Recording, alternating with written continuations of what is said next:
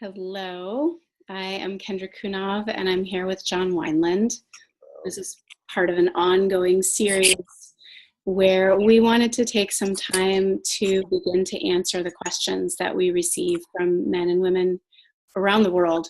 And frankly, we were just talking about this. We literally don't have time to answer all the questions that we get. But a lot of them come under certain themes. And so we're going to try to answer some of the ones where we get a lot in that theme and go as deep as we can in about 10 minutes. Anything you want to add, John, before we get going? Okay, great. 10 minutes, and 10 minutes is a hangnail with regards to the depth that's available in this work. So we'll do our best. And I guess the only caveat I would say is that this is our best shot for you. We'll post this so that people can hopefully get a little out of it. But this is, this is our best shot. We're not claiming to have all the answers, but we do have 20 some odd years of experience, 25 years of experience between us in this world. So, so we'll give it our best shot here. So like John said, 10 minutes is a short time to go as deep as a lot of these questions can. And if this work piques your interest, and you're really interested in any of the upcoming, we have an upcoming 6-month program. We also have some upcoming live weekend intensives. So please comment, reach out, find us on the internet. Both of us are very easy to find. So, question. What's that? A little too easy. The question for tonight is, it came from a woman, and she asked, what can I do when my man is stuck and it kind of is unable to take the lead? What are ways that I can inspire him, or what can I do in my own practice to help shift that energy? And what also can I do with the anger and frustration that brings up in me? Okay. You want to take a shot at it first? Sure. So there's a bunch of different ways to come at this. I think one I'll sort of take a piece of my teacher's lexicon, and I'll call one therapeutic, I'll call one spiritual, and I'll call one, artistic or yogic. And so the therapeutic method is to literally ask for what I love is an intentional dialogue, which is an imago tool. Ask for a dialogue and say, there's something that's really bothering me. I'd love to be able to share with you what's bothering me. And then go into it and be really honest. Like, it's so frustrating for me that you're this stuck, and it makes me not trust you, and it makes me really unhappy, and I don't know what to do. I feel kind of helpless, and every time I bring it up, you get defensive, and you just kind of lay it out there. But the important thing about that is that you have a container where each of you can listen to each other without making the other wrong. If you don't agree to that, then you can try what I think works oftentimes with men, which is, set him up to win. So say something like, I really have something that's bothering me, and I don't want to fight with you about it, and I don't want to make you wrong, but I'd love to be able to share it. Are you okay with that? And, most guys will go, would tonight be good, or can we talk about it in an hour, or is there time that's convenient for you to hear this? And that sets a man up to win. So most guys, unless they're complete assholes, will say, yeah, of course, I'm busy now, or I'll have time in an hour, or I'll have time tonight, and let's talk about it then. And then you've got him set up to want to help alleviate your pain, because most good men do want to do that. And B, you've given him a container where he knows that, his job will be to hear you out. You could also say, at the time, I'm just going to say everything that's on my mind. If you would just give me like a few minutes to say it, and then I promise I'll listen to you. So you can make that kind of agreement at the beginning, so that you aren't interrupting each other, which is just brutal. But if you really want to get sophisticated with it, learn the imago dialogue, which, I teach, Kendra and I teach. And it's a super powerful way to express what's really true for you guys without making each other wrong, and with actually making feeling each other and empathizing with each other a priority. Can I pause you there for just a minute? So that's that first. I love that you broke it into these 3 different places you could touch on it. And in that therapeutic, I want to underscore a couple of things that you said, John, which is I love the imago dialogue as well. So again, you can look into that. I think there's even a demo of that on your website, John. So if you want to learn more about that, we can help you with that. But more important than the specific container is what John said, is that there is a container.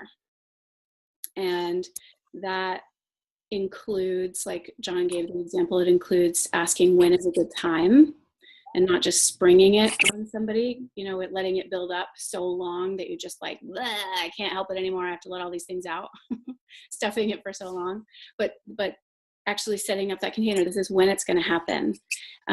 Sometimes it's helpful to give a time frame around it. I know a lot of men, they get scared when they hear a woman say, we need to talk. And it's sort of like something bad is going to happen. And how long am I going to be stuck there?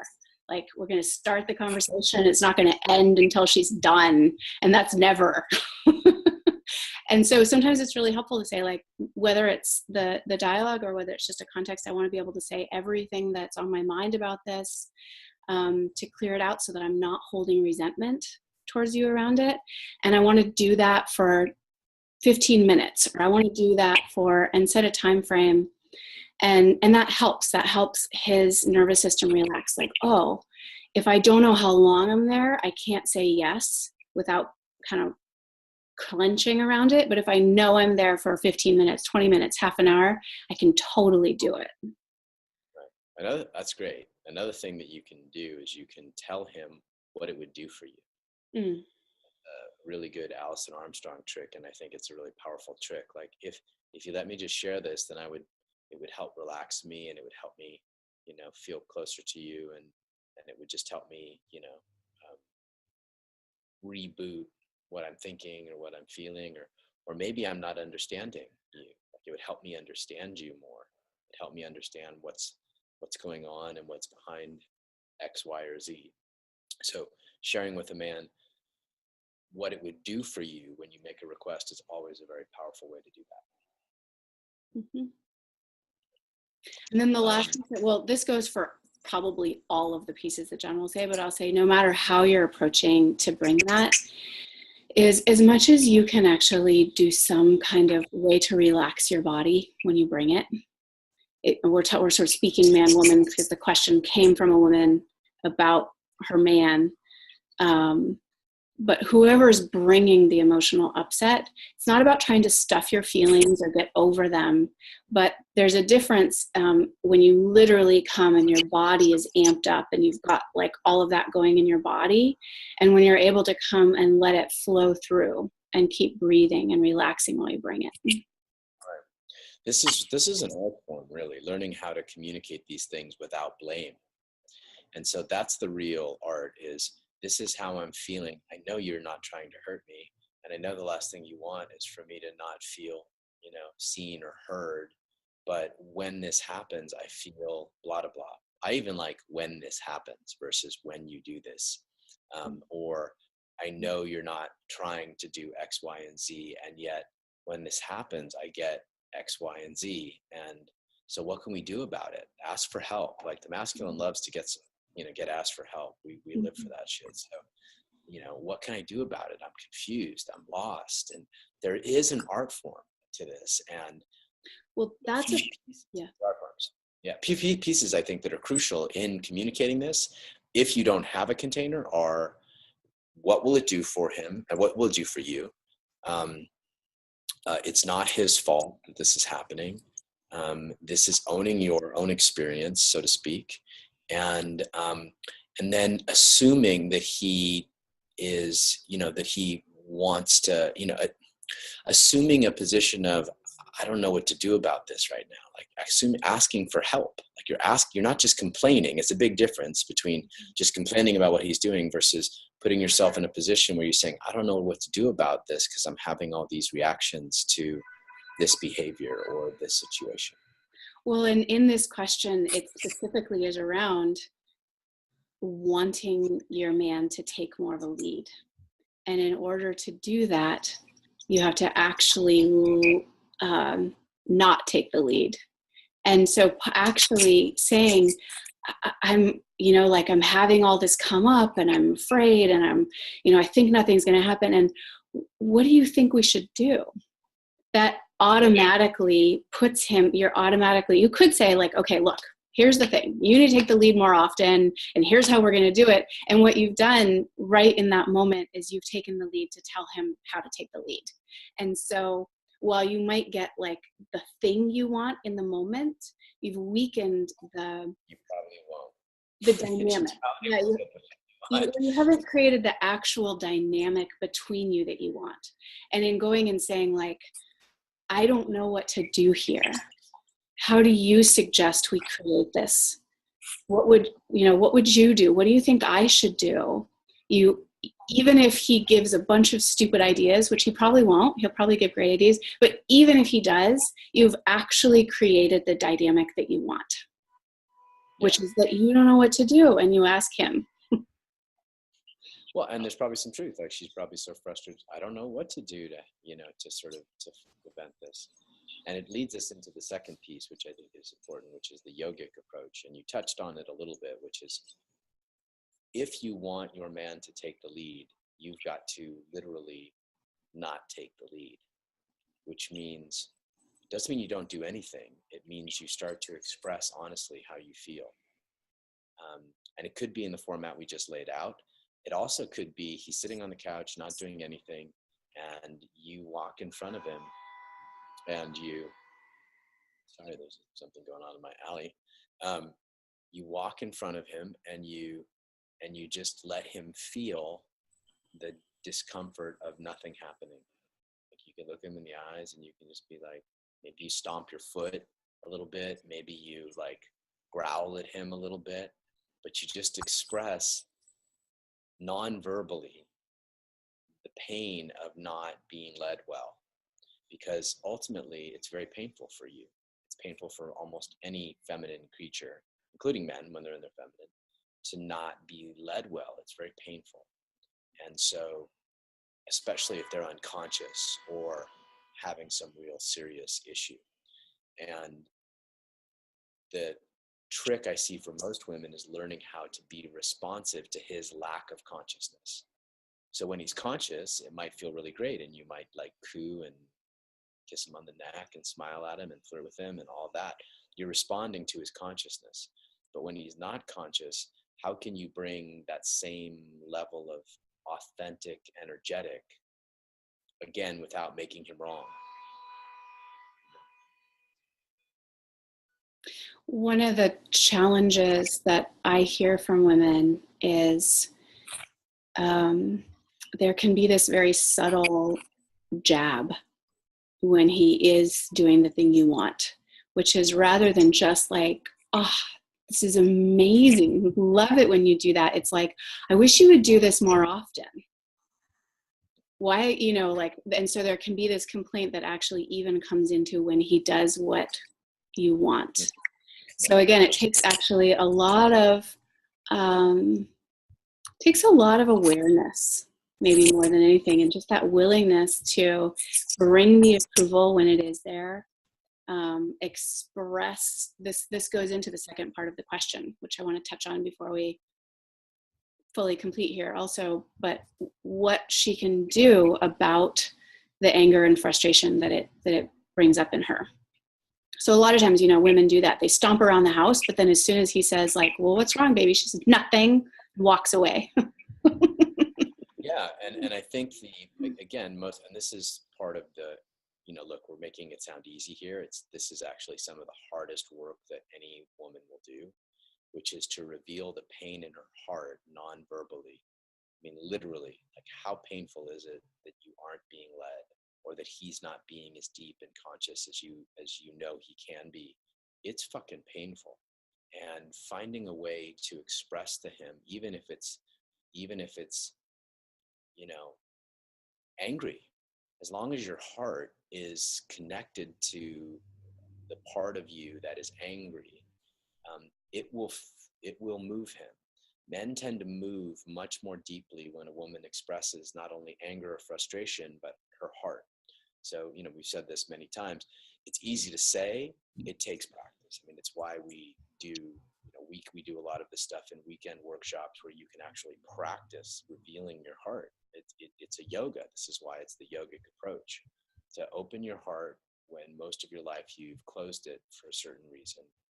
And one of the ways that we do that also is, of course, just to move through life, you have to lead yourself sometimes, even if you have a fantastic man who leads you really well in a lot of ways.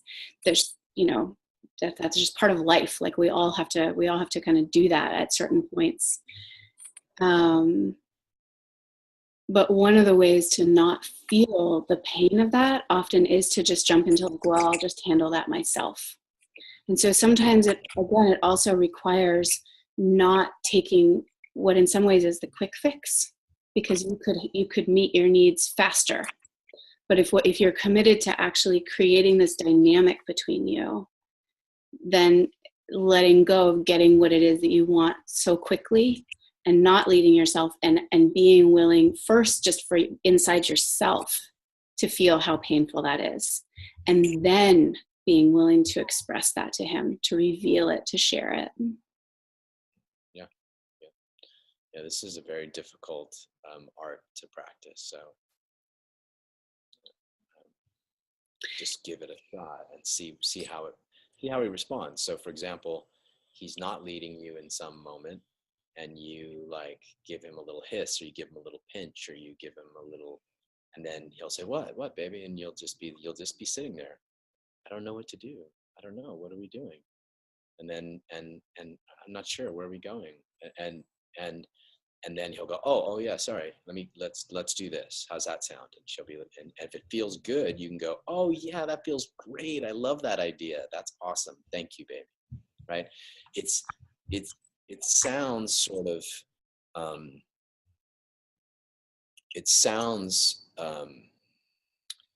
tricky, but it's really not, right? It's very easy and simple when you get it.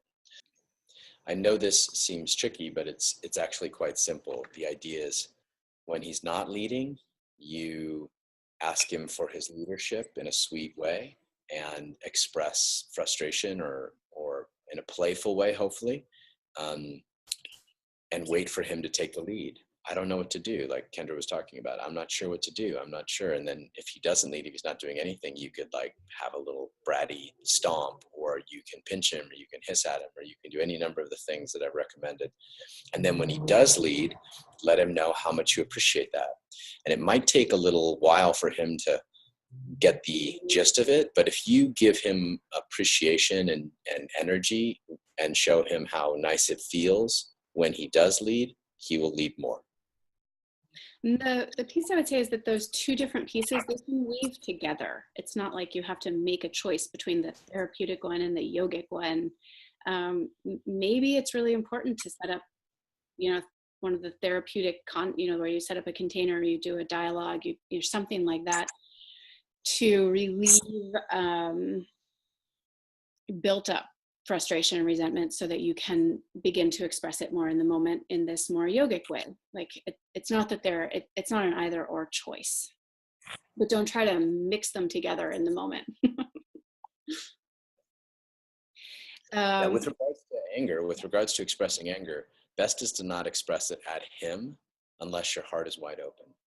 So if you can, a practice I give a lot is an anger dance. Like I would say, you could say, I'm angry about something, but I don't want to dump it on you, but I want you to feel it. Can you just watch me if I try to do a little anger dance and express it? You can literally ask him. And he just out of sheer curiosity, he might say yes. And then you show him your anger dance and you express it to him with a wide open heart. Again, looking into his eyes, let him feel your broken heart through your eyes and letting him see that. And then at the end of it, you could say, I need your help, or I'm not sure what to do about this. Can you help me? And again, then you've expressed what's true for you you've gotten his permission to kind of throw a tantrum in an artful way, not in the normal way we do, which is by, exploding in the moment after stuffing it for days. And then you've asked him permission to do that. And most guys worth their salt will respond well to that if they feel your heart. Yeah. If they don't feel your heart, you can even have him give you a thing like, I don't feel your heart. Like, raise your hand if you don't feel my heart. And you give him that permission. And he might use it. And it would be great feedback for you on how to be angry and like make sure you're connected, because chances are he's probably right. So it's actually a beautiful opportunity for him. He's not exactly leading in that moment, but he is. You're giving him a tool to lead you. And you might disagree. You might think my heart's wide open, he's wrong. But if you want him to lead you, then, so just bring that into the dance, right? Like the asshole, like just, open your heart wider and do the dance more. Well, there's polarity, and we talk about polarity usually in masculine and feminine, but it's the same thing. It's polarity. If someone's leading, then somebody has to be surrendering and asking for leadership, right? This works a lot. This can be man or woman. It doesn't matter. But the polarity is somebody's leading and somebody's following. Just like the polarity can be in sexual practice, where somebody's in light, innocent energy and somebody's in dark. Think of, Little Red Riding Hood and the Big Bad Wolf, right? That's a polarity. Well, we've all seen sexual practice like that, and it's actually quite energizing when this kind of polarity gets amped up. So let's get to the spiritual piece, because I know we don't have a lot of time. The most important thing I think a man or woman can do for their partner is to see them better than they are. So if he's not, and to praise, this is kind of a spiritual practice, and to praise, in fact, I think it is a spiritual practice, because I think it's the doorway into worship. Praise is the doorway into worship. And so seeing them and describing them better than they are is oftentimes, so that might be, you might just see him, busting out of his lethargy, or you might see him breaking through this thing. You might hold that vision for him, even when he can't hold it for himself. And what'll happen is he'll feel that prayer through you. And it's quite beautiful and quite powerful. And if you add to that, praising the hell out of him when he does the things that are praiseworthy, or I believe in you. The texture of I believe in you is such a beautiful texture to receive from a woman. Most men are constantly struggling with that. And so to receive that kind of beautiful praise and belief is a very touching thing for a man. It's beautiful. I was actually given this practice around my son. So I don't want to go into the whole thing. It's really different with children, but actually to see his higher self. And one of the ways that was recommended to do that also is to, in a moment when I do see it, like really fix that in my mind, and then call that actually into that space of prayer, like you're talking about, John, that there's the praise when he's actually there doing the thing that you want him to do. And really, I mean, both ways, not just towards men, but praise is just, it's an underutilized tool. Everyone should do it more. So there's that piece, but there's holding that vision and that prayer for him. If you can hold that actual vision when you see him in that way, when he does take that step, when he's in his fullness, or and you can actually see it, it's really powerful. And men love to be appreciated. So if you appreciate it versus, just ignore it because you're still pissed about when he wasn't present or conscious, then you miss that opportunity to really, help shape the relationship. Praise can shape a relationship really beautifully. And not just for the feminine, but for the masculine as well. So hopefully this is helpful. If you ask the question, but also hopefully it's helpful to many of you who may have some version of that question in your life. And again, this is our best shot in a relatively short amount of time and without live interaction and feedback. But that's one of the reasons that we lead our live intensives. And it's one of the reasons also that we work with people over 6 months so that we can dive in to the real specificity of your individual life and the relationship and what you want. Give you actual practices that are very specific for your life, and then have you come back and work with you on what happened, and do that over time. Like, that's yoga practice, right? It's a lifelong practice. It's our joy, and we're certainly happy to hear from you if you're interested in diving deep in that way. Thanks for watching.